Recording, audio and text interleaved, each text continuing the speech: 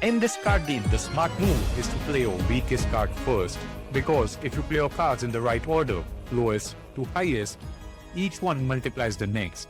Play them wrong and you basically do nothing. Play them right and you can hit numbers so stupid I had to check if it wasn't a bug. And the developers want you to break it this hard. A game designed to be broken, and that's the whole point, not the flaw. Which is why half the reviews call it the best deck builder of the year, and the other half have already refunded it. And why they're both right is the most interesting thing about this game. So stick around, because by the end I'm telling you which of these people you are and whether you should buy this game or skip it. Because the people who'd hate this game are completely predictable. Quick context for Vampire Crawlers, then we get into why this game is built the way it is. It's a spin-off to Vampire Survivors. Same studio, same numbers go up until the screen can't hold them DNA, except now it's a deck builder bolted onto a dungeon crawl. You build a deck, crawl a level, get obscenely strong and repeat. On surface, it's 100 other deck builders, except for the ordering rule I mentioned, and how far the game lets you push it. It's genuinely unhinged. Let me show you. 4 cards played in the wrong order. Nothing. Now watch the hand being played. 0, 1, 2, 3. Each card multiplies the next, and if you chain them perfectly, that multiplier can go all the way up to times 120 in a single turn. That's the number I mentioned I checked wasn't a bug. And here's the part that rewires your brain. It means a weak card in the right slot beats a powerful card in the wrong one. The skill of the game isn't to figure out which card is the strongest. It's what order to play them in. If that clicks for you, it's because it's Balatro's brain in a different body. Balatro's core never came from the raw power of a card. It came from which hand you play in which order. Vampire Crawlers does the identical thing, but with attack cards. Both games take the thing you'd assume matters, power, and swaps it quietly for sequencing. Compared to the genre king Slay the Spire, by the way, review somewhere up here, a card's value is mostly what's printed on it.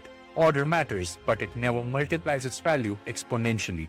Vampire Crawlers looked at that and thought, what if the order was the strongest card in your hand? So, skill isn't power, it's sequencing. Which hands the developers a problem, because if I can chain numbers this big, what's stopping me from breaking the game in half? Nothing stops you, and that's not a balancing failure, it's the entire philosophy. Most deck builders are scared of you finding a broken combo. They nerf it or patch it. Vampire Crawlers hands you the tools to break the game, and then it steps back and lets you cook. Every system compounds instead of checking itself. The moment you hit a god tier build and one-shot the boss that vibed you 10 minutes ago, that's the product.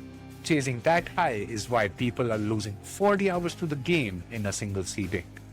The closest game in spirit isn't even a card game. It's Hades. Its boom system is tuned to let you build something absurd.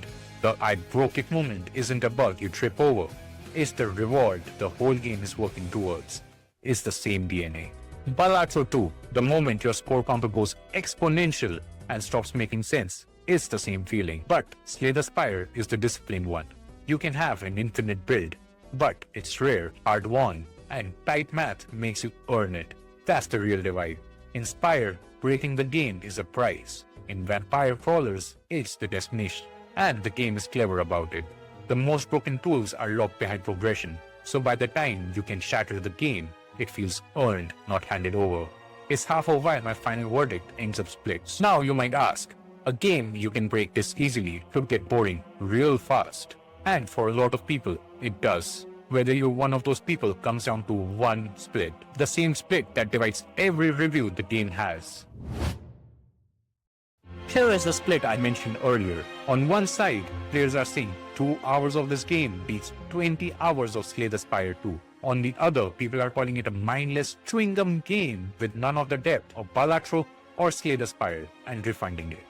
The uncomfortable truth? Both are describing the same game accurately. Slay the Spire is what critics are reaching for. It's a punishing game by design. Every card you add is a liability. Death is permanent. Every choice has weight. Vampire Crawlers took all that friction and sanded it off on purpose. This is Poncle, a studio whose last game you could play half asleep with one hand. They drop the same accessibility into a genre that's usually gatekept by difficulty. But accessibility and depth aren't enemies. Look at Hades, easy to start, genuinely approachable. But if you want more, it has an opt-in difficulty system that ramps up the challenge only if you ask. And that's the lens that makes the whole debate click. The question was never, is the game too easy? It's, does it give you enough ways to choose your own challenge? Where Vampire Trawlers lands on that line is exactly what decides whether you love the game or refund it, which is exactly why I can't hand this game a blanket recommendation. So here's how you know in about 30 seconds which one of the two kinds you are. I told you earlier, the people who hate this game are predictable. Here's both for you, fast so no one has to wait. Type 1. You play for the power fantasy high. Your favorite moment in any roguelike is the run where it all comes together and you become a god. If that's you, Vampire Trawlers will sink its teeth into you and wouldn't let go. Easy recommendation, built exactly for you. Type 2. You love deck builders for the tight, agonizing decisions. You want every card to hurt. Slay the Spire's white-knuckle math is the whole appeal for you. If that's you, you'll find this game shallow and bounce. And that's not the game failing you. It's just not made for you. Those honest 6 out of 10 reviews almost are of type 2 people who bought the wrong game for what they wanted. And for money, it's an easy recommendation, especially if you're type 1. So, what do you actually do? If you are the power fantasy player, just get it. And don't fight the sequencing early on. Lean into it. Nail the 0, 1, 2, 3 rhythm first, then chase those broken builds. It's the fastest path to the good stuff. If you're a decision junkie, don't buy blind. Get it on Steam, run a couple games first, see if the field wins you over when the difficulty doesn't. If it doesn't grab you, just get a refund and play Slay the Spire or finally try out Balatro. That's where your actual itch lies. Either way, if this helped you find a hidden gem, that's the whole point of what I do here. I dissect every indie worth dissecting like this, so you know what to do. Like, subscribe, and I will see you guys in the next one.